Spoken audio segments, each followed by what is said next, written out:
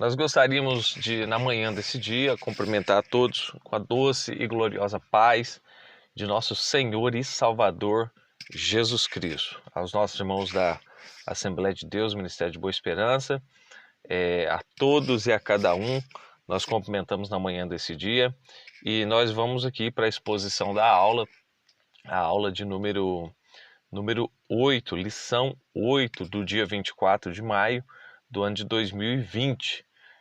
O título da nossa lição é Edificados sobre o fundamento dos apóstolos e dos profetas. Que Deus venha nos dar uma boa aula, né, para o entendimento pessoal e para o entendimento a ser compartilhado, para que mutualmente nós sejamos tocados pela palavra, edificados pela palavra e que gere fé no nosso coração e convicção, né? Lembrei-me da expressão de Tiago, na qual diz que a palavra em voz enxertada poderá salvar a vossa alma, né? Então nós lemos aqui o título da lição, já vamos para o texto áureo. O texto áureo diz: edificados sobre o fundamento dos apóstolos e dos profetas, de que Jesus Cristo é a principal pedra da esquina. Efésios, capítulo 2, verso de número 20. Verdade prática diz: Jesus Cristo é a pedra basilar da igreja, que está edificada por meio dos ensinamentos dos apóstolos e do testemunho dos profetas. Nossa leitura bíblica em classe está em Efésios capítulo 2, do verso 20 ao verso 22, e também Mateus 7, do 24 ao 27. Edificados sobre o fundamento dos apóstolos e dos profetas, de que Jesus Cristo é a principal pedra da esquina, no qual todo edifício bem ajustado cresce para templo santo no Senhor, no qual também vós juntamente sois edificados para a morada de Deus no Espírito.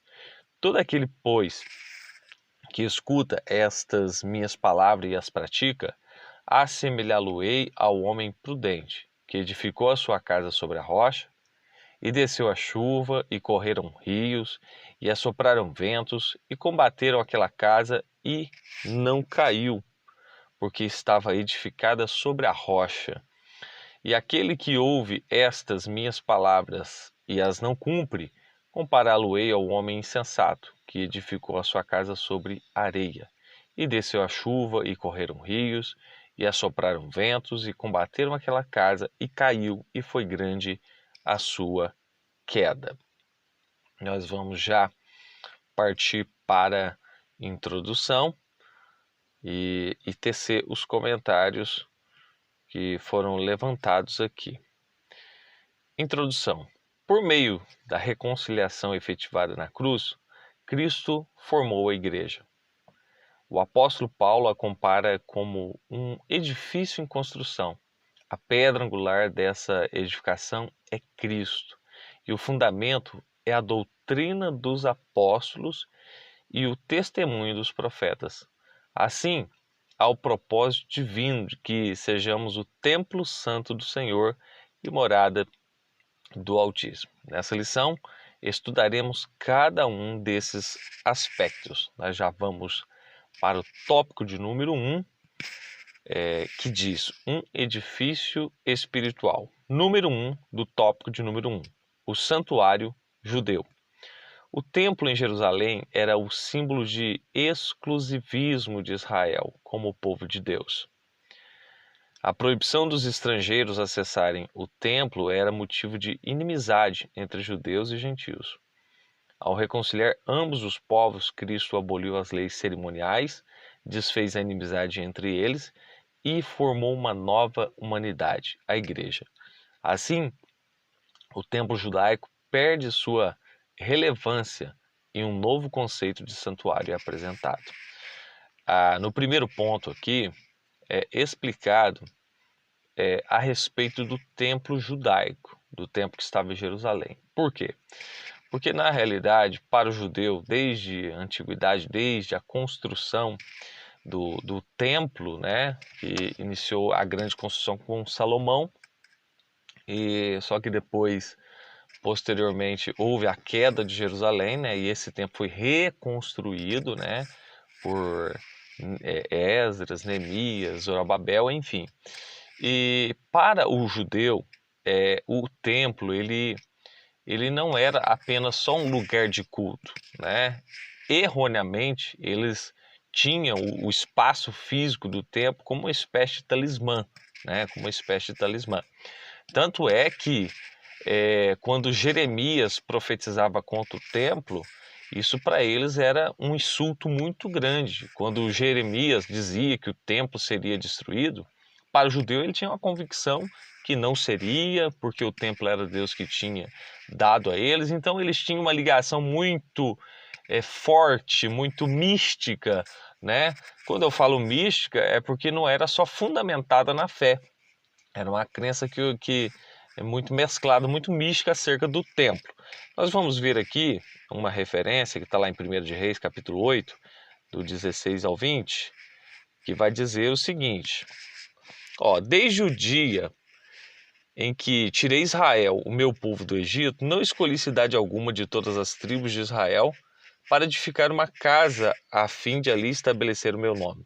Porém, escolhi a Davi para chefe do meu povo. Também Davi, meu pai, propusera em seu coração o edificar uma casa ao nome do Senhor, o Deus de Israel.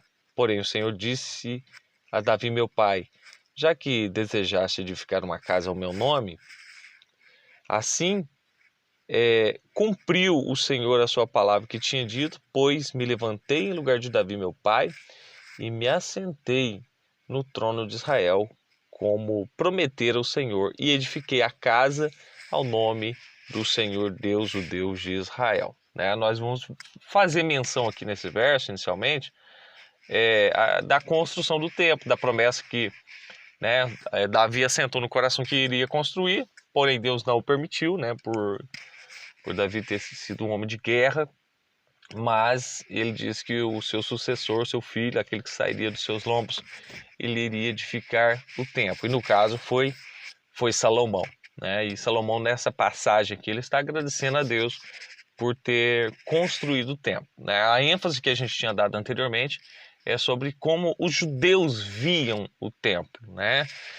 E também foi citado até na aula do nosso querido irmão Ricardo, sobre a proibição dos estrangeiros acessarem o templo. Então havia a parte que era específica para os gentios e havia a parte que gentios não podiam ter acesso. Relembrando aí parte da aula anterior, que Paulo, certa feita, entendendo que não precisava mais estar sujeito a leis cerimoniais a partir do momento que a pessoa está em Cristo, ele inseriu pessoas dentro do templo, e isso foi motivo até mesmo de prisão, de combater contra ele, enfim. Para nós termos uma ideia, a primeira ênfase aqui era o santuário do povo judeu. Mas o motivo dessa lição, um dos motivos, e o que ficou claro é que a parede da separação que estava entre essas pessoas, entre judeus e gentios, lá na cruz do Calvário, ela foi derrubada, e a partir da cruz do Calvário foi criado uma nova humanidade, um novo povo, um novo ajuntamento. Um ajuntamento, é claro que espiritual, invisível, chamado Igreja de Jesus Cristo. Abro um parênteses para dizer que nós não estamos reunidos fisicamente, mas nós continuamos sendo igrejas. Concordam comigo? Nós continuamos sendo igreja. Então, Deus, através da pessoa de Jesus Cristo, quebrando a parede da separação, veio mostrar o conceito de um novo tipo de santuário. Não um santuário feito por pedras, por mão de homens, em que era tangível e somente naquele lugar Deus se manifestava. Talvez a gente possa citar mais adiante aí a passagem, mas lembram vocês ali no capítulo 4 de João, da mulher samaritana, ela foi questionar, falou assim, mas onde é que a gente tem que adorar, né? Uns dizem que é em Samaria, outros nesse monte, e outros falam que é em Jerusalém. E agora, né? Ela questionando Jesus. E Jesus, ele dando para ela já uma visão de como seria no futuro. Eu digo assim, os conversos a Cristo, os que crescem no Messias, como seria? E ele disse, falou assim, ó, nem nesse monte nem em Jerusalém, mas a hora vem, agora em que os verdadeiros adoradores adorarão ao Pai em espírito e em verdade. Então Jesus já estava mostrando que num futuro próximo, né, as pessoas não... o conceito de adoração, de culto, de reverência, de santidade, não iria acontecer só no templo, mas a própria pessoa seria o altar desse Deus Todo-Poderoso. Prosseguindo, o número 2 vai falar, o santuário cristão. Os que pertencem a Cristo são comparados ao edifício onde Deus habita em espírito. O ensino apostólico lembra Salomão quando este reconheceu que o templo em Jerusalém não poderia conter a Deus, e reafirma a instrução de Estevão que o Altíssimo não habita em templos feitos por mão de homens. Deste modo, os crentes judeus ou gentios tornam-se o templo onde o Espírito de Deus habita, e que eles são pedras vivas em um edifício espiritual. Muito bom o desdobramento radical que foi feito aqui, que mostra o conceito do templo judaico, como eles pensavam e tinham como um apego, um apreço por aquele templo. Mas lá já no Antigo Testamento nós falamos sobre Salomão, sobre a construção do templo, mas vamos dizer assim, na consagração do templo, na inauguração, ele falou algo muito importante. Ele falou assim, ó, lá em 1 Reis, capítulo 8, verso 27, mas de fato habitaria Deus na terra? Eis que os céus e até os céus dos céus não te podem conter, quanto menos essa casa que eu edifiquei. Então Salomão já tinha no seu entendimento que aquela casa não era suficiente para Deus, porque Deus, ele ocupa pela sua onipresença todos os lugares quando é necessário, né, que ele se apresente, e também ele ocupa, ele é onisciente, ele é onipresente, dentre outros atributos que correspondem a ele. Ó, então nós vimos aí, poderia Deus enche toda a terra, todo o universo, né? Para corroborar essa ideia, ou seja, para confirmar essa ideia, nós vamos ver lá sobre a fala de Estevão, lá no capítulo 7. Estevão, quando estava discursando ali com os líderes judeus, né, e na sua teologia, vamos dizer assim, esmerada, né, de conhecimento bíblico, né, mesmo ele sendo um diácono, ele tinha um conhecimento aprofundadíssimo, e ele chega na parte que diz, né, Atos 7:48 diz: entretanto, não habita o Altíssimo em casas feitas por mãos humanas, como diz o profeta. O céu é o meu trono, e a terra é o estrado, né, o banquinho dos meus pés. Que casa me edificareis, diz o Senhor, ou qual é o lugar do meu repouso? Então, ele pegou uma fala aí de um dos profetas para expressar sobre onde Deus habita, em que lugar que Deus habita, né? E vamos ver lá em 17 de 24, 17 de Atos, versículo 24. Essa fala é do apóstolo Paulo, quando chegou ali em Atenas, né? E o coração dele doeu, moveu-se em espírito, né? Porque ele viu que a cidade estava entregue a idolatrias, imagens, ídolos que eram venerados, adorados, cultuados, e até, abrindo parênteses aqui, tinha lá um tal de altar ao Deus desconhecido. Tamanha era a superstição dos atenienses, né, que em paradoxo, né, fugiam à inteligência espiritual por ser tão inteligentes, né, por ser o berço da filosofia, ou seja, né, ao Deus desconhecido. Eles julgavam que tinha que ter um altar lá caso estivesse esquecendo-se de um Deus. E foi nessa ocasião que Paulo aproveitou o cenário para trazer a eles o Deus desconhecido, ou seja, trazer o Deus invisível, o Deus de Israel que se manifestou na pessoa de Jesus. E aqui ele fala, no verso 24 do capítulo 17, Deus que fez o mundo e tudo que nele existe, sendo ele Senhor do céu e da terra, não habita em santuários feitos por mãos humanas. Ele não habita em santuário feito por mãos humanas. Então, Paulo estava dizendo àquela geração, aquelas pessoas que estavam ali, dentre muitos filósofos, pensadores, que Deus não estava naqueles templos. E Deus não está em templos, né? Abrindo parênteses, né? Porque a gente está falando muito sobre a questão de não templo. Isso não implica que as pessoas não devam reunir-se, congregar-se, né? Tanto é que o escritor aos Hebreus, no capítulo 10, verso 25, não deixemos a nossa congregação como é costume de muitos, ou seja, não deixemos-nos de nos reunir. Sim, infelizmente, para o momento nós não estamos podendo nos reunir, mas o fato de Deus não habitar em templos feitos por mão de homens não implica que nós não devamos ter um lugar de reunião periódica, semanal, né? Onde juntos mutuamente nos edificamos pela palavra de Deus, pela oração, pela profecia, pelos cânticos espirituais que ali é entoado, e isso chama fisicamente, né, no sentido físico, igreja, né? Tem a conotação igreja no sentido espiritual, no sentido invisível, mas tem também no sentido local. Entendemos isso. Mas o que Deus quer nos dizer através disso é que Ele tem o propósito de habitar dentro do homem, dentro do caráter do homem, né?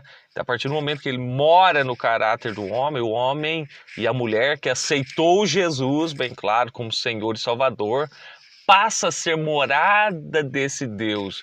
E sendo morada desse Deus, o culto, a adoração, ela é contínua. Nós podemos até ir à igreja, né, prestar ali talvez 2 horas de culto, de adoração, mas continuaremos, temos que ter esse conceito revelado pelo Espírito dentro do nosso interior, que nós continuamos sendo casa de Deus, morada de Deus, já que Deus não mora em templos feitos por mãos de homens, né? Agora, 1 Coríntios, capítulo 3, verso 16, a palavra de Deus diz assim: não sabeis que sois santuário de Deus e que o Espírito de Deus habita em vós? Se alguém destruir o santuário, esse aqui eu quis acrescentar o verso, né? Se alguém destruir o santuário de Deus, Deus o destruirá, porque o santuário de Deus, que sois vós, é sagrado. Então, além de ser casa de Deus, santuário de Deus, morada de Deus, essa morada de Deus, que sou eu e você, a partir do momento que aceitamos e nos enquadramos dentro da palavra de Deus, o Espírito de Deus vem habitar em nós, mesmo eu não sendo batizado no Espírito Santo, ele passa a morar em mim, e o santuário, que sou eu e você, ele é sagrado. Ele é sagrado. Então, sagrado, se ele é sagrado, ele é separado. Ele é consagrado, separado, ele deve ser usado somente para fins que glorificam o nome de Jesus. Vamos falar agora, ainda no tópico de número 1, nós estamos falando de um edifício espiritual, citamos aí o santuário judeu, que era, né, venerado, adorado, era aquela coisa que tinha que ser tangível, tocado. E depois nós citamos aqui na sequência o santuário cristão, né? Pegamos o conceito lá de Salomão, olha, o Senhor não habita em templos feitos por mão de homem. Nós pegamos a fala, a expressão de Estevão também, né? E terminamos esse pequeno bloco aqui dizendo que o santuário de Deus somos nós. Agora vamos falar da pedra angular. Na arquitetura antiga, a construção de um edifício requeria uma pedra angular. ela é traduzida como a pedra mais importante ou a pedra principal. Ela era posta no canto do prédio para assentar o alicerce, firmar e unir toda a estrutura e manter as paredes em linha certa. Para que se tenha uma ideia dessa dimensão, em uma das escavações no local do Templo de Jerusalém, foi encontrado um monólito com cerca de 12 metros de comprimento. E eu quero deixar muito claro aqui que o número 3 agora, ele me dá mais uma informação mais técnica, né? Falando sobre a engenharia antiga, né? Deixa eu aqui, ó, a arquitetura antiga, construção de um edifício. Aqui ele é mais técnico, por quê? Porque vai falar da pedra angular, né? O que é a pedra angular ou pedra de esquina? A pedra de esquina era a pedra, né, que era a primeira a ser colocada na cabeça de esquina, na cabeça da esquina, em uma esquina, imagina um canto, né, uma esquina, e essa pedra era principal e através dela todo o edifício se sustentaria e daria condições de um alinhamento acerca das demais, da colocação das demais pedras. Essa seria a pedra de esquina. Agora, a pedra angular me chamou muita atenção, que a gente foi pesquisar sobre. Era muito comum na antiga Roma, na Grécia, fazer arcos, né, com essas pedras, né? Não tem como eu expressar totalmente aqui por palavras, mas essa pedra angular, justamente, ela encabeçava, era como se fosse um encaixe de um quebra-cabeça, imagine um arco, e essa pedra ficava justamente no centro. Essa pedra, quando ali colocada, é ela que dava a estabilidade, aí entra a lei da física. Ela encaixada ali, o peso que ela fazia para baixo é que dava sustentação para as demais se manterem. Então nós estamos falando aqui da pedra angular e também como desdobramento pedra de esquina, que ela vai trazer o mesmo sentido, embora são duas situações diferentes, mas o sentido é o mesmo. Pedra angular, como eu disse, um arco, essa pedra colocada no centro dela em cima, e depois ela dava sustentação a toda aquela estrutura, aquele edifício. E também a pedra de esquina. A pedra de esquina era a principal pedra, ou pedra fundamental, pedra de esquina, que através dessa pedra que se tinha as diretrizes. Agora, o 4 já vem dizendo quem é essa pedra, né? Vai arremeter a quem? Quem é essa pedra que sustenta, que é a principal, que sem ela o edifício, que somos nós, não tem sustentação e cai, né? Então ela é a principal pedra de esquina. Número 4 vai dizer Cristo, a pedra principal. A identificação de Cristo como a pedra angular remonta à profecia messiânica, em que a pedra rejeitada tornou-se a cabeça de esquina. Isso nós vamos ver lá no Salmo messiânico, que é o Salmo 118, verso 22, diz assim, ó: a pedra que os construtores rejeitaram, essa veio a ser a principal pedra angular. Só para forrar aqui o nosso conhecimento, nós estamos falando aqui de Efésios, capítulo 2, onde diz que nós somos uma construção. Deixa eu ler aqui para os irmãos aqui.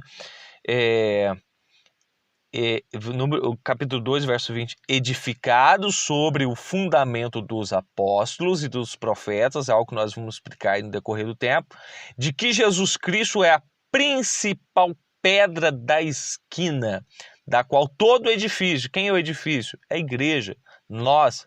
Todo edifício bem ajustado cresce para templo santo no Senhor. E também falando sobre o crente como morada do Espírito, dentro desse edifício construído, no qual também vós juntamente sois edificados para a morada de Deus no Espírito. Né? Deus não fez essa construção em vão. Ou seja, Deus não enviou o seu Filho apesar de o mundo judeu rejeitar ele como fundamental e fundamento e como pedra, ele foi rejeitado, mas Deus o colocou como cabeça de esquina, colocou como pedra angular. E quando nós falamos pedra angular, não limite o pensamento somente aqui, agora. Não. O mundo, ele um dia vai reconhecer que sem Jesus é impossível ir adiante, porque ele continua sendo o principal, pedra de esquina, né? O Antigo Testamento, lá no Gênesis, fala de Deus como rocha, nos Salmos fala de Deus como rocha e faz alusão a Jesus Cristo como rocha, e aqui de muito entendido aqui. Imagine um prédio, a estrutura de um prédio, a construção de um prédio, e que requer, né, para que esse edifício não seja ruído ou não seja desmoronado, que requer uma boa fundação, um bom fundamento. Lemos aqui Salmo 118, 22, Salmo messiânico, e também temos como referência, temos outras referências assim, assim como também os apóstolos testificaram ser Cristo, a pedra principal, portanto a pedra angular desse novo santuário é o próprio Cristo. No Sermão do Monte aprendemos que o homem prudente edifica sua casa sobre a rocha que é Jesus Cristo. Então o número 4 aqui, ele está realçando, aumentando, dando ênfase de que quem é a pedra? Jesus Cristo é a pedra. Olha, e quem afirmou isso também? Os próprios apóstolos. Atos dos Apóstolos, capítulo 4, verso 11, diz assim, este Jesus é pedra rejeitada por vós, os construtores, a qual se tornou pedra angular. Nesse discurso aqui, certamente Pedro contestando a liderança religiosa da época, né, que talvez reivindicavam, talvez sobre si mesmo, sobre a interpretação que tinham da lei, que talvez eles fossem o fundamento de tudo. Mas aqui está deixando muito claro, explícito, que esse Jesus é pedra rejeitada por vós, os construtores, a qual se tornou pedra angular, né? Para quem era rejeitado, mas agora é principal, porque ele sempre foi, né? A questão da rejeição veio por conta de quem o rejeitou, mas ele continuou sendo e é pedra angular.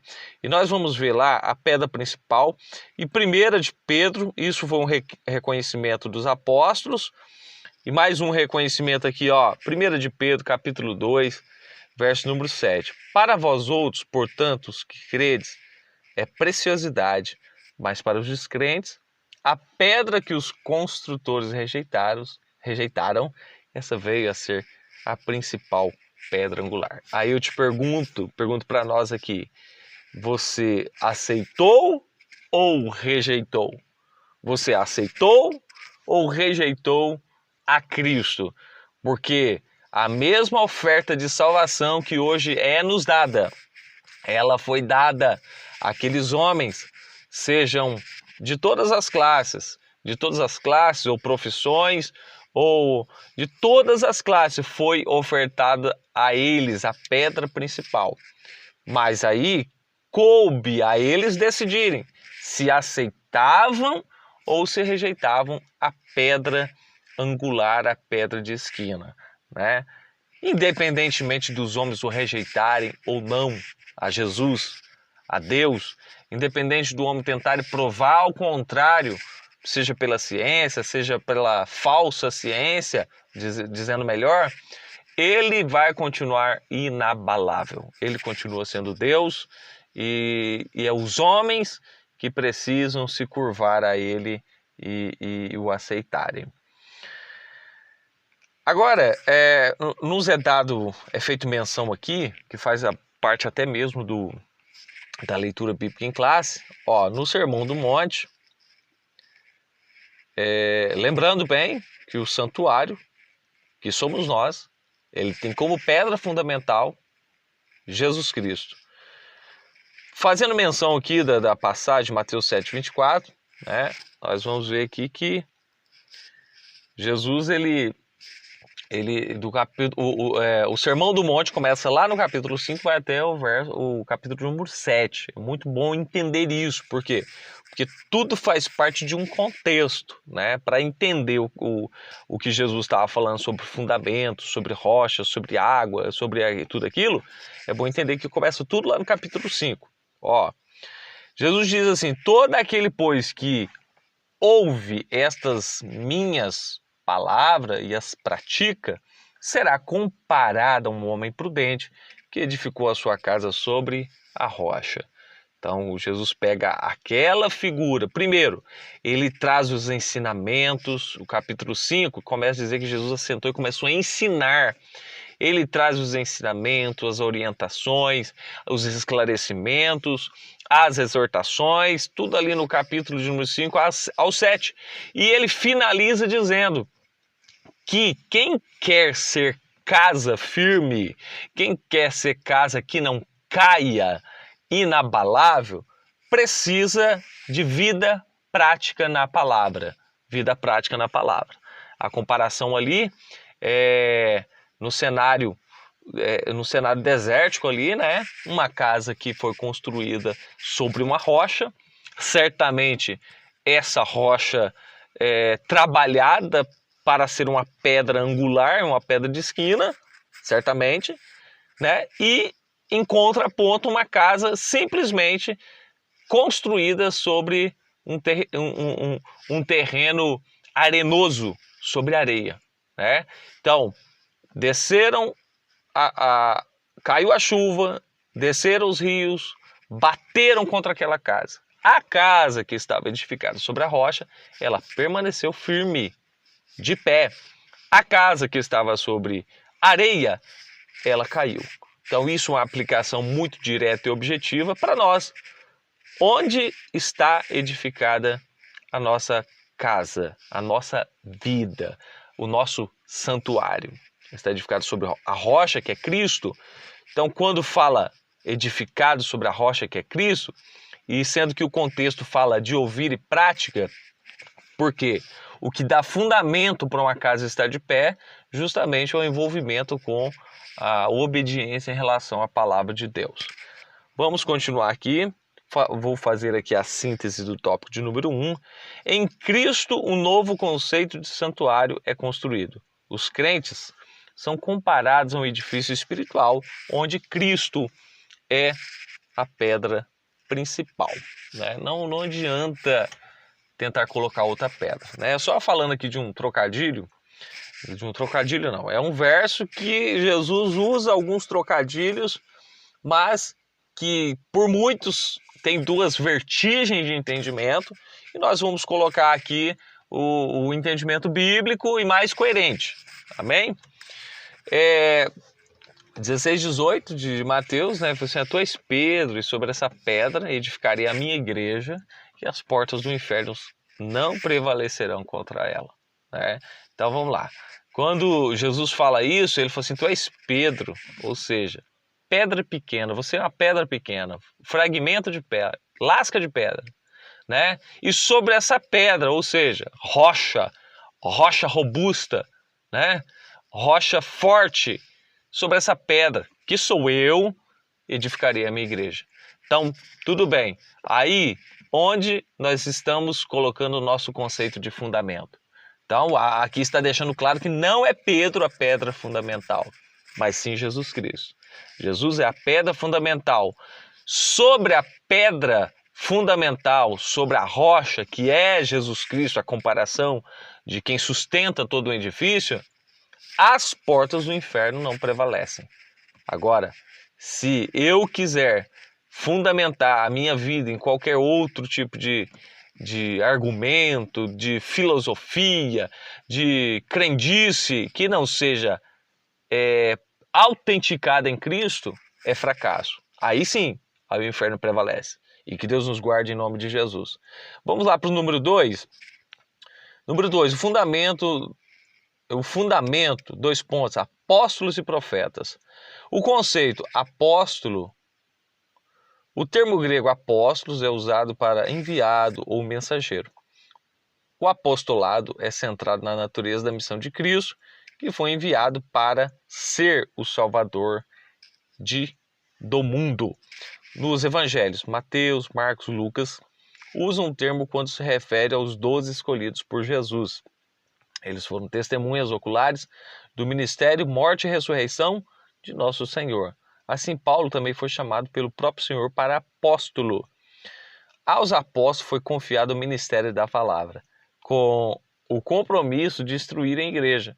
Nesse aspecto, os apóstolos são aqueles que foram comissionados por Cristo para a igreja primitiva, e a mensagem de Cristo é o fundamento. Então, a primeira ideia que nós temos aqui de apóstolo, que significa, nós lemos aí, apóstolos é mensageiro, enviado. Esse é o apóstolo, né?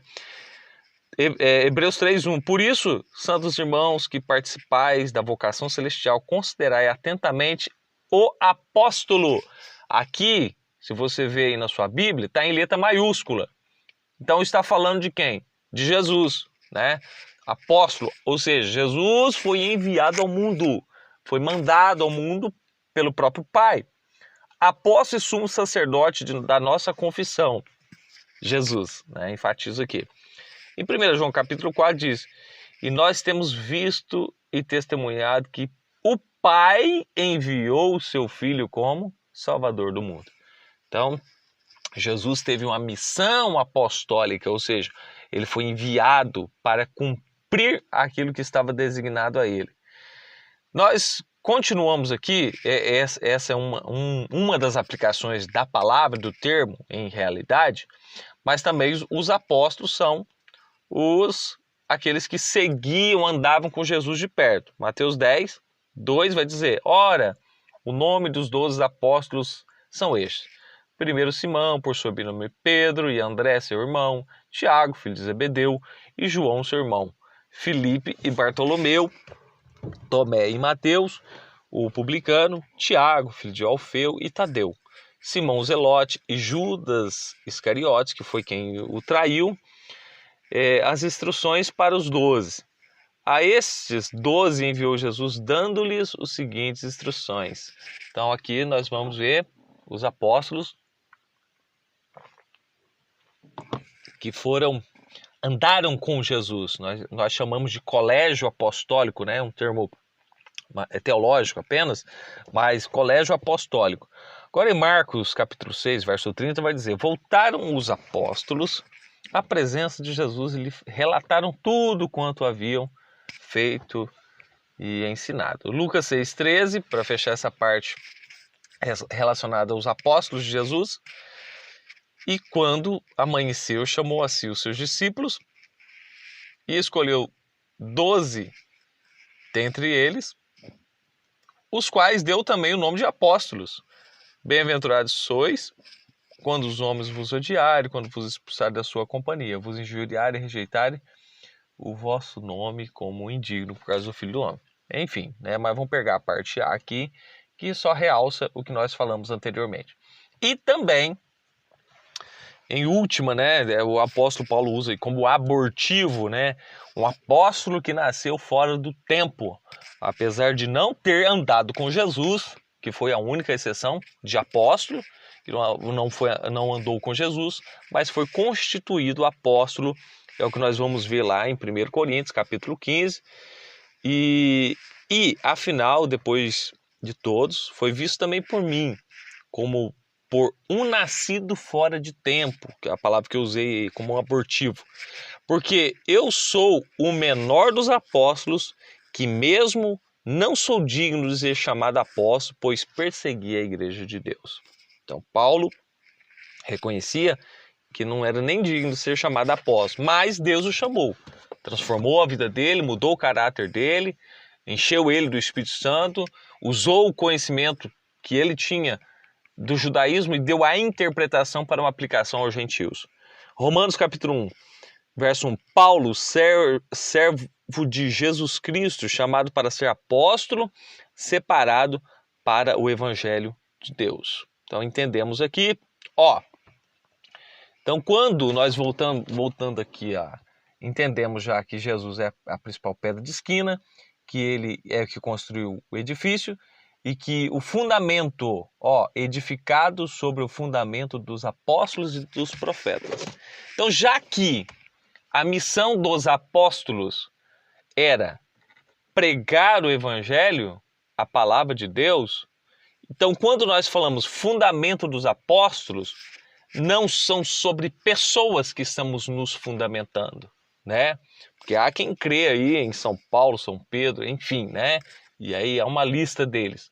Sim, nós podemos tê-los, aprender com eles, mas fundamentar neles ao invés da rocha que é Cristo, isso é um grande erro e tropeço, né? Número 2.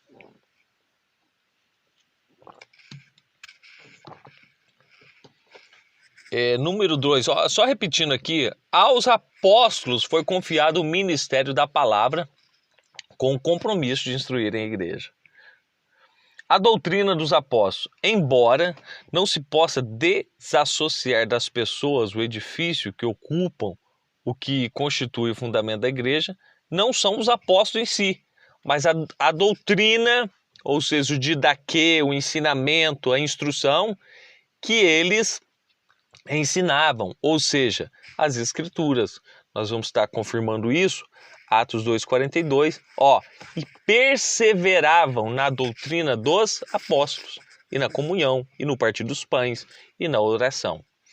Também nós vamos ver lá em 2 Timóteo 3,16, que diz: toda a escritura é inspirada por Deus, é útil para o ensino, para a repreensão, para a correção, para a educação na justiça. A base, o fundamento dos apóstolos é a palavra que eles pregavam, que estava em concordância com aquilo que a pedra fundamental, ou seja, que a pedra angular, que era o próprio Cristo, tinha deixado como instrução e como ensino. Ainda mais uma referência, 2 de Pedro 3,16, a referência é outra, 1 Timóteo 1,3, quando eu estava de viagem rumo da Macedônia, te roguei, permaneceis ainda em Éfeso para admoestares certas pessoas, a fim de que não ensinem outra doutrina. Então a primazia, a preocupação de Paulo, a preocupação dos demais apóstolos, o sentimento de Cristo, a preocupação de Cristo é que seja pregado a mensagem apostólica embasada no que ele deixou para nós como instrução. Ainda, para nós fecharmos essa parte das referências, Romanos 6,17, mas graças a Deus, porque outrora escravos do pecado, contudo viestes a obedecer de coração a forma de doutrina que a que fostes entregue. Então, a doutrina dos apóstolos, o ensinamento dos apóstolos são importantes. E abrindo parênteses, não existe autoridade apostólica como aquelas que houveram na antiguidade. Não existe. Primeiro que o primeiro grupo andou com Jesus e viu Jesus, e depois, por abortivo, né, ou nascido fora do tempo, o apóstolo Paulo, né, ele foi comissionado de forma direta através do próprio Jesus. Mas, na atualidade que nós vivemos, não existe apóstolo que tenha a autoridade coerente, igual ou comparada às que os discípulos e apóstolos de Jesus tinham naquela ocasião. Assim como não se pode mexer na pedra angular depois de colocado o alicerce, falando aí da parte, vamos dizer assim, técnica do negócio, né? Quando a pedra angular era colocada para construção num edifício, numa construção, não podia ser mexida mais, né? Não pode mexer. Ou seja, Jesus é essa pedra, né? No desdobramento de entendimento, Jesus é essa pedra. Assim como não se pode mexer na pedra angular depois de colocado o alicerce, igualmente o fundamento da igreja não pode ser violado. Acerca disso, o Senhor Jesus asseverou: as minhas palavras não hão de passar. A Bíblia de Estudo Pentecostal ratifica que a revelação dos apóstolos, conforme temos no Novo Testamento, nunca poderá ser substituída ou anulada por revelação, testemunha ou profecia posterior. Então, vamos lá? Cristo é a pedra angular. O fundamento sobre essa pedra angular, ligada a essa pedra angular de esquina, é a doutrina dos apóstolos. A doutrina dos apóstolos não é uma doutrina própria deles, mas dependentes do ensino de Jesus Cristo. Então aqui, essa parte final é muito importante. Não pode ser substituída ou anulada por revelação, testemunho ou profecia posterior. Ou seja, toda profecia, todo testemunho, toda revelação, ela tem que passar por um crivo se elas têm conformidade com a doutrina dos apóstolos, com a palavra de Deus, com a Bíblia Sagrada. O que ultrapassar isso é aberração. O que ultrapassar isso é incoerente. O que ultrapassa isso é pecado, né?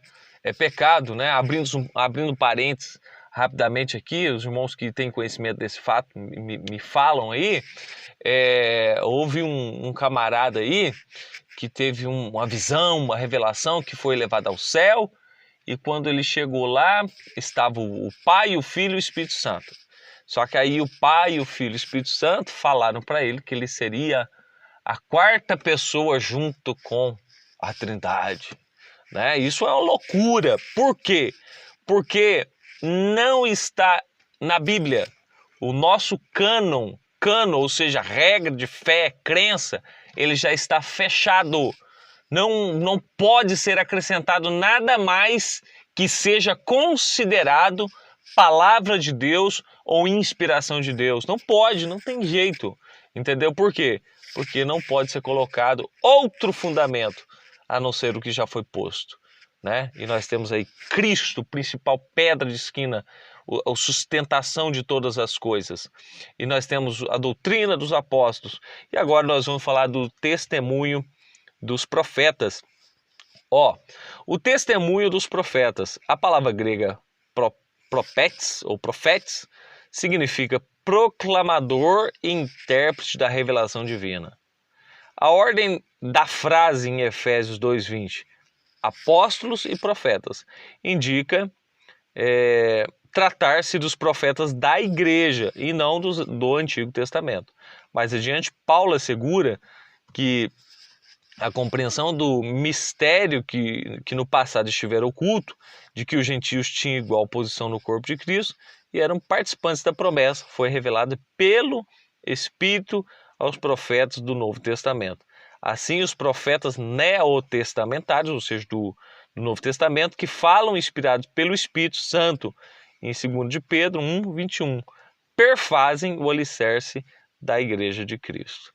Então, isso aqui também é importante, assim como não existe apóstolo com a autoridade igual ou equivalente do Antigo Testamento, do Novo Testamento, os que andaram com Jesus, da mesma forma os profetas.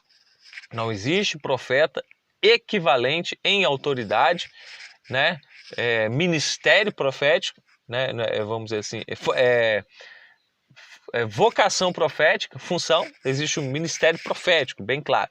Então, aqui no texto, quando fala testemunho dos profetas, Paulo está se referindo primariamente, àqueles que proclamaria e interpretaria o quê? Aquilo que Deus falou através da revelação bíblica. É claro que o que nós estamos falando aqui? Naquela época em que Paulo falou isso, ainda não estava formado o Novo Testamento. Eles tinham o Antigo Testamento e tinha a interpretação do Antigo Testamento que se encaixava naquele tempo, no tempo que Deus tirou os dois povos e criou uma nova humanidade que é a igreja. Mas a Bíblia que nós temos em mãos hoje, o Novo Testamento junto com o Antigo Testamento, ele forma um cânon. Ou seja, isso ele tem inspiração, ele tem dinamismo, ele tem poder, tem autenticidade, seja científica, tem autenticidade espiritual, e nós cremos. Os profetas da época do Novo Testamento eram o quê? As pessoas que interpretavam a palavra e a transmitiam às pessoas, né? Então a gente pode fazer um desdobramento. Existem profetas hoje? Existe. Mas os profetas, eles estão sujeitos à Bíblia Sagrada. Têm que estar em submissão à Bíblia. Nenhuma profecia é maior do que a maior revelação descrita dentro da palavra de Deus. Lendo essa Efésios, eu li aqui, a gente já leu mais de uma vez, mas vamos lá. Perdão, deixa eu voltar aqui. Segunda de Pedro, capítulo 1, verso 21. Porque nunca, jamais qualquer profecia foi dada por vontade humana. Entretanto, homens santos falaram da parte de Deus, movidos pelo Espírito Santo. Então, a profecia, a explicação, a Bíblia, ela tem que ser ela é inspirada pelo Espírito Santo. Síntese do tópico 2. Antes de seguir aqui, só abrindo um parênteses, é bom deixar claro que quando fala testemunho dos profetas, nós também temos que fazer menção, embora o autor aqui ele diga que esses profetas estão relacionados aos profetas da igreja, né? Os homens de Deus da igreja que falavam inspirados pelo Espírito, embasados no fundamento dos apóstolos e embasados na palavra de Cristo. Não podia fugir disso. É bom ressaltar que Deus também, lá no Antigo Testamento, ele deu um vislumbre do que faria na nova aliança. Uma prova poderosa disso é Isaías 53, né? Ele foi subindo como renovo, numa terra seca, não tinha parecer nem formosura. Olhando nós para ele, nenhuma beleza vimos. Enfim, ali é uma revelação profunda dada a um profeta do Antigo Testamento acerca da manifestação do Messias e como ele sofreria e como se daria o ministério dele e também de todo o sucesso, porque diz que ele veria o seu trabalho e a sua alma ficaria satisfeita. Nós temos lá no Antigo Testamento também, não só Isaías, mas temos outras referências de profetas que apontaram a Cristo, apontaram e trouxeram uma visão e uma revelação sobre Jesus. Síntese do tópico 2 vai dizer: a igreja está edificada sobre a pedra angular, que é o próprio Cristo. O seu fundamento é a doutrina dos apóstolos. A doutrina, não os apóstolos. E o testemunho dos profetas bíblicos. Vamos lá, agora já partindo aí para o tópico de número 3. O título é Edificados para a Morada de Deus. 1. Edifício bem ajustado. A expressão todo edifício bem ajustado cresce. Indica um processo contínuo de desenvolvimento dos crentes. Assim como todas as partes do edifício precisam estar harmônicas. Nós vamos ler aqui, vamos ver a referência que nos arremete. Colossenses, capítulo 2. É isso mesmo, verso 2. Para que o coração deles seja confortado e vinculado juntamente em amor. E eles tenham toda a riqueza da forte convicção do entendimento para compreender plenamente o ministério de Deus, Cristo. Então, vamos lá. 1 Coríntios, capítulo 1, verso 10. Rogo-vos, pois, irmãos, pelo nome de nosso Senhor Jesus Cristo, que faleis todos a mesma coisa, que não haja entre vós divisões, antes sejais inteiramente unidos na mesma disposição mental e no mesmo parecer. Então significa, aqui está falando de harmonia, de entendimento, de falar uma língua só, né? Com base na palavra de Deus, aplicado à igreja onde nós estamos, e a igreja invisível. Tem um só segmento, ou seja, um edifício bem ajustado, é o que está dizendo aqui. Nessa caminhada,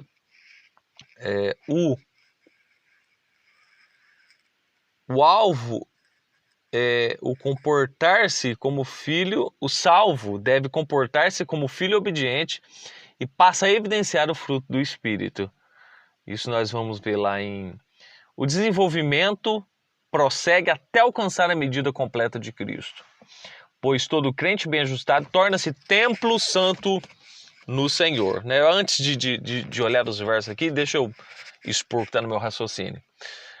Na realidade, a expressão de Paulo falar aqui edificados, edifício, em construção, significa que os crentes do novo pacto, da nova aliança, eles estão em desenvolvimento, estão em crescimento. O que nós temos que entender e olhar para nós mesmos é perguntar se não estamos estagnados, ou seja, cessamos uma ação. O que é o estagnar? Está seco, parado, sem ação. Por quê? Bem verdade nós fomos alcançados pela graça, Jesus nos aceitou, nos deu do amor dele, da sua graça, e nos chamou para nos desenvolvermos espiritualmente. Não chamou para a gente ser apático, né? Não nos chamou para ser parado, né? E há quem conforma-se talvez com a situação espiritual em que esteja.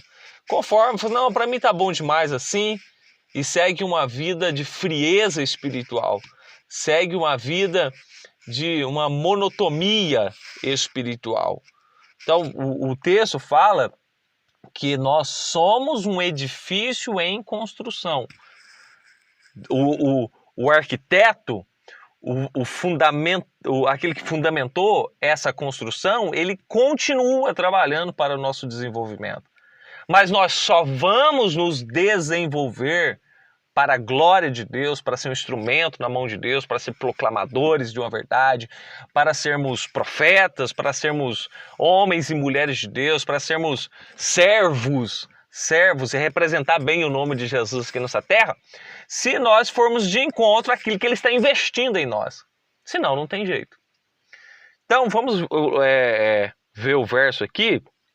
O desenvolvimento prossegue até alcançar a medida completa de Cristo, que é uma referência que está lá em 1 Pedro 1,14, como filhos da obediência, não vos amoldeis as paixões que tinham anteriormente na vossa ignorância. Então, você não retrocede, não volta ao anterior. E também, muito importante, essa outra referência que eu vou estar lendo, Efésios 4,13, diz, até que todos cheguemos à unidade da fé e do pleno conhecimento do Filho de Deus, a perfeita varonilidade, à medida da estatura da plenitude de Cristo. Então Deus quer nos completar. E essa completude da construção desse templo e da plenitude também da morada do Espírito em nós e nós em Deus, né? No céu, o próprio Deus, o próprio templo não vai ter... Né? Nós vamos estar em Deus, Ele deseja que isso aconteça, mas é tudo progressivamente. Eu não sei em que área você está estacionado, mas é tempo de entender que você está em uma construção, que você é uma pedra viva, é o que Pedro diz, né? Somos pedra viva, sois edificados casas espirituais para oferecerdes sacrifícios espirituais, mas é tempo de tirar a poeira das pedras e entender que você faz parte de um edifício e que se você faz parte desse edifício, existe uma pedra angular que não deixa as suas estruturas ruírem. 2. Templo santo no Senhor. A palavra que usada para templo é o vocábulo naon, que significa recinto interior, o lugar santíssimo. Ou seja, o lugar de encontro do sumo sacerdote com Deus. Isso nós vamos ver lá em Hebreus 9, verso 7. Mas segundo o sumo sacerdote, ele sozinho, uma vez por ano, não sem sangue, que oferece por si mesmo, pelos pecados da ignorância do povo. Toda a analogia paulina não se refere a uma estrutura material, glória a Deus por isso, mas sim ao crente que se tornou templo do Espírito Santo, separado do pecado, que pertence a Cristo para viver em santidade, como resultado, ao desfrutar da comunhão divina, o crente recebe o livre acesso à presença do Pai, tornando-se assim morada de Deus no Espírito. Olha que interessante, a própria palavra aqui, no Naum, né, ela se refere a um lugar interior, ou seja, quando se fazia menção do Santo dos Santos, do lugar santíssimo, era usada justamente essa palavra. Então Paulo está transmitindo aqui que o lugar em que Deus deseja e habita no crente é no interior dele, é na divisão da alma e do espírito, no coração, na alma, no espírito. Né? E o corpo também, claro, tem que ser santificado. Então a analogia paulina aqui, de Paulo, é muito interessante. Por quê? Porque nós não estamos falando aqui de um templo material, mas nós estamos falando de algo imaterial.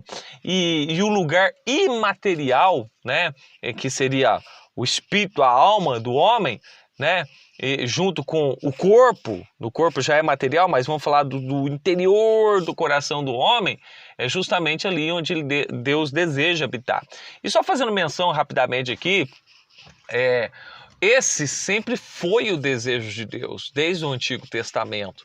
Se você pegar lá no livro de Ezequiel, deixa eu localizar na mente aqui, capítulo 36, você vai ver que o desejo de Deus era o quê? Vou colocar a minha lei no interior do coração deles, eles serão meu povo, eu serei seu Deus, habitarei com eles. Então o desejo de Deus ultrapassava a questão templo físico, e o desejo de Deus não mudou, porque ele ainda deseja que nós sejamos casa dele, nós sejamos morada dele, o lugar onde ele habita, né? Vamos lá, mas sim, o crente, olha, nós vamos repetir um verso que nós lemos lá atrás, 1 Coríntios 3,16, não sabeis que sois santuário de Deus e que o Espírito de Deus habita em vós? Então o Espírito Santo habita em nós e não podemos entristecê-lo, né? Devemos sempre dar motivos para ele estar à vontade, feliz, dominando o nosso coração. Claro que isso é de forma voluntária. Vamos lá, 1 Pedro 1,15. Pelo contrário, segundo é santo aquele que vos chamou, tornar-vos santos também vós mesmos em todo o vosso procedimento. Porque escrito está, sede santos, porque eu sou santo. Ou seja, não é só ser santuário, não adianta frase de efeito, tá? Vamos lá? Ai, Jesus mora no meu coração.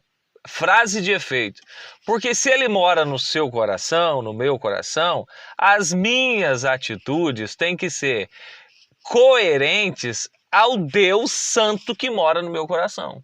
Porque, não estou aqui julgando, há quem diz que já tem Jesus no coração, mas continua no vício, continua na prostituição, continua falando mal das pessoas, continua falando mentira, continua degradando o seu próprio corpo, prejudicando seus pulmões, né? Então, como que pode um Deus santo ser compatível com essas coisas? Então é mentira, né? Mentira, ele mora no meu coração, mentira. Se ele mora no seu coração, a influência dele tem que estar na sua vida. E o procedimento a ser revelado aos homens tem que ser coerente ao Deus santo que mora num templo santo, que é a vida daquele que aceita Jesus. 1 de João, capítulo 1, verso 7.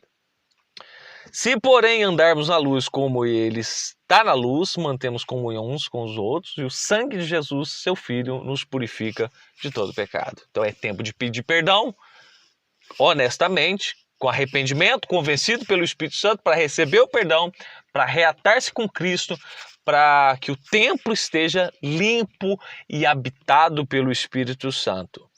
Vamos lá, localizando. Como resultado, ao desfrutar da comunhão divina, o crente recebe o livre acesso à presença do Pai, tornando-se morada de Deus no Espírito. Nós vamos ver aqui, olha que poderosa palavra. Hebreus capítulo 4, verso 14. Tendo, pois, a Jesus, o Filho de Deus, como grande sumo sacerdote que penetrou os céus, conservemos firmes a nossa confissão, porque não temos sumo sacerdote que não possa compadecer-se das nossas fraquezas. Antes, foi ele tentado em todas as coisas, a nossa semelhança, mas sem pecado. Ó, o conselho, ó. Acheguemo-nos, portanto, confiadamente junto ao trono da graça, a fim de recebermos misericórdia e acharmos graça para socorro em ocasião oportuna. Então, ao mesmo tempo, nós somos convidados aqui a nos purificar, a entender que nós temos um sumo sacerdote, temos perdão, se de verdade nos arrependemos, né? Nós, vamos dizer assim, ou voltaremos, muitos voltarão a ser habitação de Deus, muitos voltarão porque um dia foram e hoje não é, né? Pode ser habitação de qualquer outra coisa. Por isso que o apóstolo Paulo disse o quê? Não deis lugar ao diabo. Então, porque se o camarada, se o homem ou a mulher der lugar ao diabo, quem vai morar nele é o diabo. É a Bíblia que está dizendo, né? Está lá no livro de Efésios também. Tá? Vamos prosseguir aqui. 3. Morada do Altíssimo. No Antigo Testamento, a expressão morada de Deus fazia ilusão ao tabernáculo e depois ao templo israelita. Indicava lugar de habitação permanente e de comunhão íntima. Como já vimos, o crente se tornou o templo santo do Senhor. Isso indica que Deus habita em nós por meio de seu Espírito e que tal afirmação ratifica o ensino apostólico que Deus não habita em templos feitos por mãos de homens, que nós lemos lá em 17:24 de Atos. Ele reside individualmente dentro de cada cristão, bem como no corpo inteiro dos crentes, a igreja formada por judeus e gentios. João 14:23 vai dizer: respondeu Jesus, se alguém me ama, guardará a minha palavra, e o Pai o amará e viveremos para ele e faremos nele morada. E 3:16 vai falar que somos templos do Espírito Santo. Então, Deus deseja habitar em nós de forma permanente. Permanente. Deus não quer que você sinta a presença dele somente em um momento específico, esporádico, mas que você, onde você estiver, você entenda que você é templo do Espírito Santo. Vamos lá, síntese do tópico de número 3.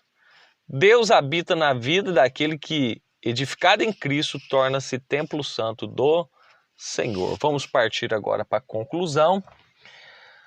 A comparação da igreja como edifício em construção indica que estamos em processo de aperfeiçoamento, até que todos cheguemos à unidade da fé. A pedra angular, que é o próprio Cristo, não pode ser substituída. Não pode ser substituída.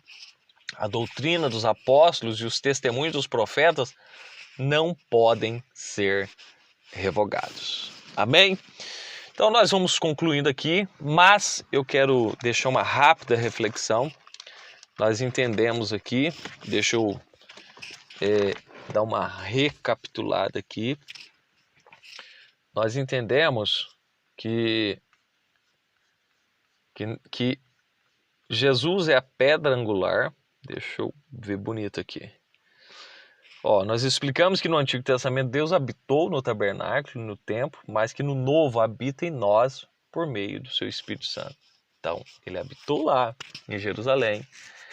Havia uma interpretação mística, né, sobre o templo. Ó, apresentamos o fundamento da igreja como a doutrina dos apóstolos e testemunho dos profetas, e também refletimos que somos templo do Espírito Santo e que devemos viver em santidade. O absurdo que eu quero refletir aqui é o seguinte: olha que interessante, as pessoas não querem chegar ao entendimento que são templo e casa de Deus, mas muitos, não tendo o conhecimento de que podem ser casa de Deus, querendo ou não, dão espaço para serem casa do diabo.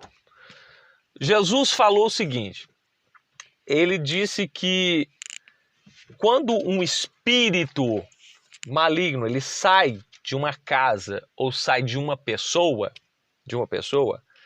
Ele vaga buscando lugar. E quando não encontra, ele diz, vou voltar à minha antiga casa. Nós estamos falando que casa, você é casa, o ser humano é casa, somos templo, certo? Então ele diz, vou voltar à minha casa. Quando ele volta, encontra varrida, adornada e se aloja, traz mais 7 espíritos. E o estado do homem ou da mulher que não ocupou sua casa com as coisas de Deus, ele se torna pior do que no primeiro instante. E por que uma palavra tão, entre aspas, né, pesada, que não é pesada? É porque é justamente a realidade.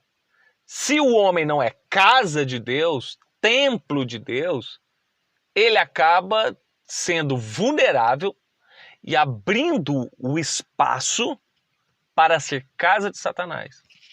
Então, nós estamos vivendo uma época, né, em que apesar da pandemia, apesar do isolamento social, o inimigo das nossas almas tem agido através de muitas vidas.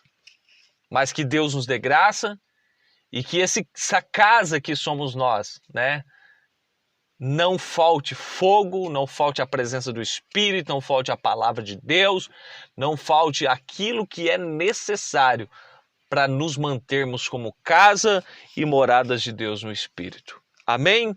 Que Deus abençoe a todos e a cada um, em nome de Jesus.